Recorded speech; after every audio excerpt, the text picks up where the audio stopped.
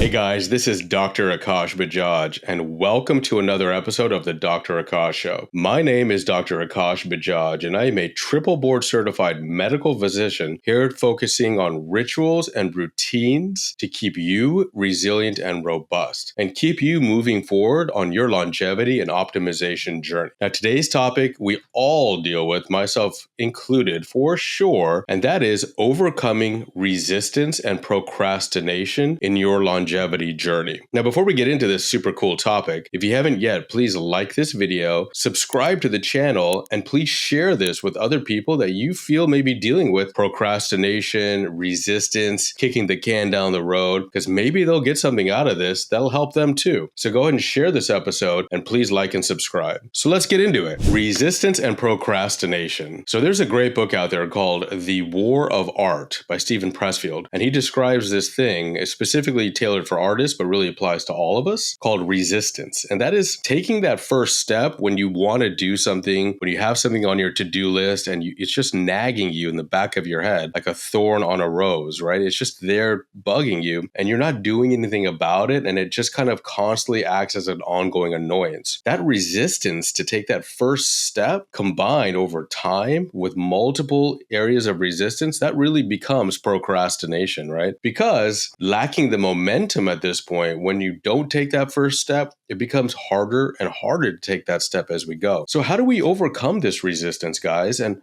why do we even have this? Why are we built to have so much internal resistance and so much procrastination that almost feels easier than taking that first step? Well, a common reason why people, acknowledge that resistance and procrastinate, common reasons that I've seen with many of my clients and I've experienced myself are, things like fear of failure, just a total lack of motivation. Maybe you're distracted, a fear of success, believe it or not. What if this actually works? What does that mean for my life? What does that mean for my identity? Feelings of feeling overwhelmed, and also things like, what will other people think? If I actually do this thing that I've been wanting to do and I stop procrastinating, what does that mean for me? Does that change how I fit into my friend group? Does that change what my family thinks of me? I don't know. I'm pretty comfortable here. Maybe I'm better off to stay in my comfort zone than to actually do the thing that I really want to do. Now, keep in mind, guys, these are some of the major reasons why we encounter this resistance and this procrastination. And I bet you, if you sat in a room for 10 minutes, completely undistracted with whatever you're resisting and procrastinating on today, and you just asked yourself why, and you got to the bottom of that, you'd probably end up with some core fundamental belief that fits into one of these categories. The Journal of Behavioral Decision Making in 2007 actually did a study on this, demonstrating and confirming what we've just talked about, that these are the primary reasons why we procrastinate and why we have resistance. In 97, the American Journal of Heart Promotion actually did kind of another study on, well, what can you practically do and teach other people to do to overcome these resistance and procrastination states? And the number one thing that they found that you can do for yourself is to acknowledge it. Don't deny it. Don't try to ignore it when it pops up in your head. Don't immediately distract yourself by getting a margarita or going to see a movie or turning on the TV or going for whatever, hanging out with buddies. That's all great. All that stuff is great. But when you feel that thing pop up in your head, if you acknowledge it, yep, there it is. There's that thing I'm resisting. There's that thing I'm procrastinating on. That act of just acknowledging it and recognizing it alone can help you begin to really deal with it and overcome it and take that first step. And when you acknowledge it, it's really a matter of acknowledging the challenge, right? I accept, this thing is challenging for me. Maybe it's a 5 a.m. wake up. Maybe it's not drinking for a month. Maybe it's not eating sugary stuff and desserts. Maybe it's working out every day. Maybe it's reaching out to somebody that you've been wanting to reach out to. Public speaking. The list can go on and on and on, right? But just acknowledging it and say, yeah, you know what? I acknowledge it's difficult for me to wake up at 5 a.m. every day. And I acknowledge that I have a lot of resistance on that topic. That alone can kind of move the needle just enough for you to feel potentially less overwhelmed and feel like you're now in a position to do something about it. So what can you do about it, right? What are the strategies to overcome procrastination and resistance? Well, let's break that down. The first thing you can do is set clear, specific, and realistic goals. I'm going to say that again. Second, clear, specific, and realistic goals. This challenge, this thing, what are your goals and what are the specific bullet points that are clear and specific, right? To take you from where you are to overcome that challenge. In 1990, the Psychological Bulletin, which is a journal, looked further into this and developed SMART goals, SMART.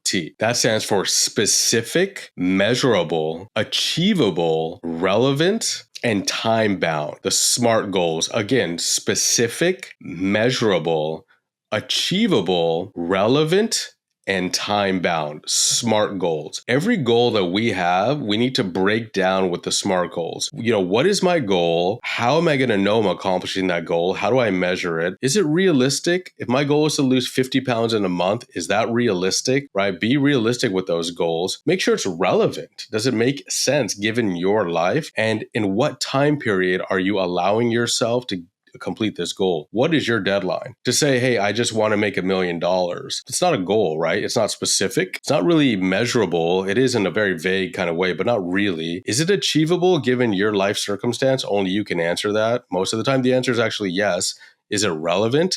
And in what time period do you anticipate making that amount of money? You can apply this to anything that you're trying to overcome and accomplish. So once we have our clear and realistic goals, now we kind of work backwards and reverse engineer that with small, realistic steps, right? Small, realistic steps. If your goal is to start eating healthy or healthier, maybe you just incorporate vegetables into your meal every day. Maybe you incorporate vegetables into one meal a day, right? And just start slow, kind of build that so it's habitual, and then stack upon that. If you're trying to be more physically active, maybe you tell yourself, I'm going to walk 10 minutes a day. I'm going to walk 5 minutes a day. I'm going to do 5 push-ups a day. Whatever it is for you, right? But small, bite-sized goals that you can accomplish. You can kind of build your self-confidence and self-esteem because it's actually achievable and relevant given where you're at in your life. These goals will begin to build you from the inside out, physically, but also psychologically, now showing yourself that you can actually do these things, guys. Whatever you're thinking of right now as a goal, you can do it. Trust me, you can do it. It's just a matter of reverse engineering it and coming up with a game plan like we're talking about. Health Psychology, the Journal of Health Psychology, back in 2008, actually looked at this and demonstrated and pretty much proved that these small, realistic goals towards a larger goal is the optimal way to get that target and to hit that target. Now, the Journal of Clinical Psychology also looked into, okay, how do we do this, right? This all sounds great, but how do we even begin the process and how do we start? The answer to that, according to this study done in this journal, was create and plan a schedule, right? Have a schedule. And this is not a to-do list, guys. A to-do list is extremely important. Don't get me wrong. I use them all the time. But what is the plan? What is your plan in the time period that you've set yourself according to your new SMART goals, right? If you want to do X in 3 months, work backwards. And what are you going to do today to get you one step further towards that small goal you have for next week? That's going to get you just a little bit closer to that goal you have for next month. That's going to get you even closer to that big goal that you've set for yourself in 3 months, right? So have a schedule, build out that schedule. The other benefit of this that I have found personally is, you don't have to think about it. You're not waking up wondering, what am I going to work out on today? What am I going to eat today? What am I going to do today, right? You wake up, you've got a plan, you just follow the plan. It's almost idiot. Put in the work on the front end, you follow the plan day by day. Next thing you know, you just become this person that you've been wanting to become, this version of yourself you've been chasing, this version of yourself that's 6 months ahead of where you are today. You can become that person almost mindlessly, like robotic, if you build a plan first and just follow your own plan. In 1998, the American Journal of Public Health also demonstrated that having accountability for this with a teammate, a family member, a friend, whatever the case may be, to keep you accountable can actually help you get to this point further. But there's a caveat to this, guys. We've all heard that at this point, most of us have probably heard, hey, if you have a goal, tell everybody about it, right? If your goal is to run a marathon, lose 10 pounds, whatever, tell everybody about it because then it keeps you accountable. It's a very fine line because actually newer research has shown if you just basically talk about it and tell everybody about your new plan, you're going to most likely get a lot of encouragement from your friends and family and your support network, which makes sense. But you could have the appropriate dopamine release and the appropriate changes in your neurophysiology and your neurohormonal changes that can actually almost trick your body into thinking you've already done the thing. If you tell everybody I'm going to lose 10 pounds in 3 months, right, which is realistic, you got a time frame on there, it's specific, it's measurable, it's actionable, it's relevant, it fits everything on the SMART goal, right? But if you tell 20 people this goal and every day you're getting a text, hey, good job, keep going, whatever, or you're getting the likes on Instagram or Facebook or whatever, you can almost trick yourself on a subconscious level into thinking you've already done the thing. And then your motivation to actually do the thing goes away. It's counterintuitive, but if you tell too many people that you're going to do this thing and you start to receive all this praise and support and positivity about your desire to do the thing, you probably won't actually do it because you've already gained the rewards, if that makes sense. You've already reaped the benefits. You've already got the trophy. You've already got the pat on the back because people are kind of giving that to you on a regular basis. The research actually demonstrates pick one, maybe two people,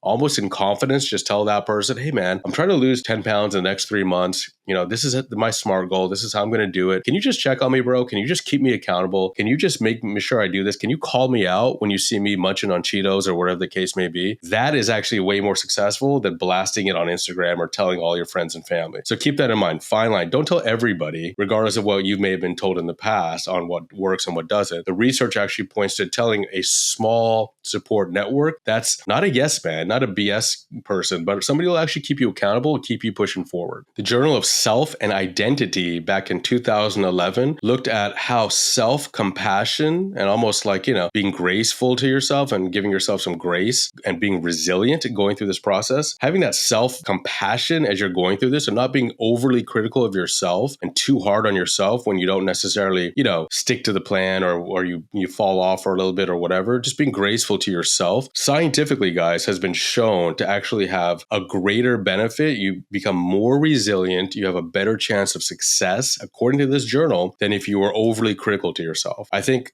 I speak for myself and probably everybody listening and watching. We're all our own worst critic, right? But if you give yourself a little bit of grace, yeah, look, I messed up. Okay, whatever. I'm going to just get back on the horse and move on. Stuff happens, right? That actually has a greater likelihood of you succeeding than you calling yourself down to dirt because you didn't do the thing you told yourself you were going to do. Scientifically backed. Now, the next thing to talk about, which I totally believe in, and I do myself, and I recommend to everybody, this is according to the journal, also backed by science.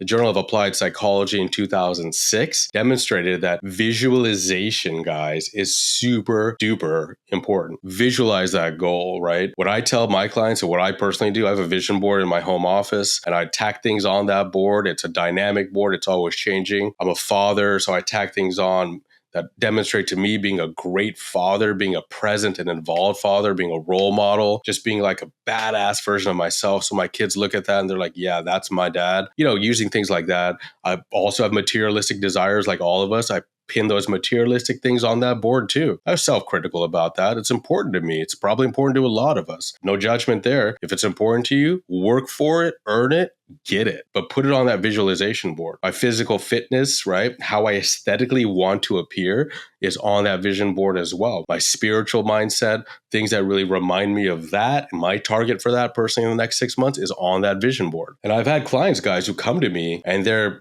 maybe they're like overweight. Some of the male clients that I've had recently, maybe they're like overweight. They've gone through a bad divorce, a loss of a job, whatever the case may be. And they're like, man, I don't feel like myself. I'm not getting any dates, whatever the case may be, right? Of course, physiologically, we do everything in our power that we can with the tools that we have to optimize the foundationals like hormone replacement therapy, diet, nutrition, exercise, sleep, all those things that we focus on a very deep, scientifically backed level. But a lot of that comes together so magically and so spiritually and so beautifully when you have a vision. Literally, you have a vision board, you have a vision, something you see every single day that you're working towards. So you don't lose track, right? You don't fall off. You don't get distracted. You just, hey man, for example, this is a silly example, but my goal is to have a Lamborghini, right? I'm not going to go buy a Ferrari because it's not on my goal. I'm not going to get distracted by that because I'm focused on this particular thing, right? You can apply that to all sorts sorts of aspects of your life. But we're creatures of exposure, and we need to be exposed to things. One thing that I've learned when I practicing clinical medicine is we used to get a lot of pharmaceutical reps coming into the office, medical device reps, etc. Big companies like Pfizer, big mega companies that you've heard about. They've done research on this, guys, and they've shown that it takes a typical pharmaceutical rep, for example, to bring a new drug or a new medication to a doctor before that doctor actually starts using that medication or actually thinks about prescribing it. You know how many times it takes for that pharmaceutical rep to actually have to expose and be in front of that doctor talking about it? So think about that, guys. You have to expose yourself to somebody that you're trying to influence 12 to 16 times before there's a potential habit change. Think about that. So if you have a visualization board, you're exposing yourself to the things that you've told yourself that you want. So you'll see that hopefully daily, and that repetitive exposure begins to build into your subconscious mind to help you run faster to catch that version of yourself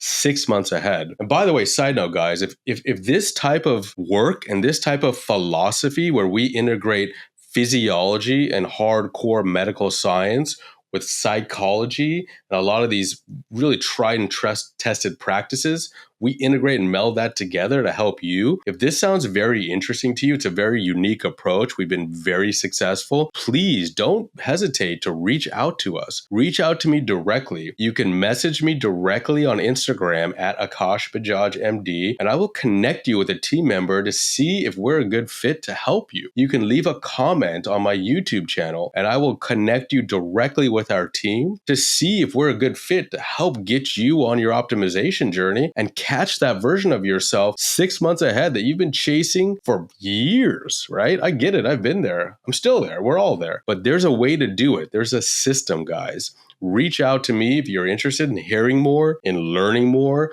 and finally kind of incorporating and adapting and really becoming that version of yourself. Sidebar. Let's get back to it. In 1985, the Journal of Personality and Applied Psychology demonstrated extrinsic versus intrinsic motivation, right? Now, of the two, intrinsic motivation always works better. And this is no exception with pursuit of longevity and really maximizing and optimizing your health. Intrinsic motivation really comes from your desire and your why on why you want to do this. Why do you want to do this? Have you ever asked yourself that? Why do you want to live longer? Why do you want to be healthier? There's a lot of reasons that are very different for very different people. Some of my big reasons are I'm an older father. I want to be around for my kids as long as possible. That is my biggest why in the world. And that will very quickly make me put down that dessert, that pie. That will very quickly make me get in the gym and work out, regardless of what excuse I'm self-negotiating with in that moment. That will very quickly make me wake up at 5 a.m. and get the job done. It will very quickly make me do things that supersede my emotion to resist and procrastinate. What is your why? Refer to Simon Sinek and his discussion of why, like understanding your why. Really dive deep into that, guys. I mean, take a good hour, right? And take a good hour by yourself with a pen and a notepad and no phone and just figure out what is your why. Because once you understand your intrinsic motivation to do the thing, you don't really need to worry as much about it's raining outside or, I don't feel like it. All these little things that you self-negotiate with, right? We all do. But really dive into your why, because intrinsic motivation has been proven to be significantly more effective than extrinsic motivation. So let's get practical. Let's talk about rituals and routines. What can we do here? Number one, develop a routine that focuses on all these little bits of your longevity practice. Like I said earlier, build a schedule and a plan, reverse engineer it. So every day you do one small thing in each area of whatever goal you're trying to pursue. Physical, mental, professional, personal, relationship goals, whatever the case is for you. You do just one small thing a day. You're not going to notice the needle move. It's not going to change. Nothing's going to change. Nothing's dramatic. But don't forget, boring, daily,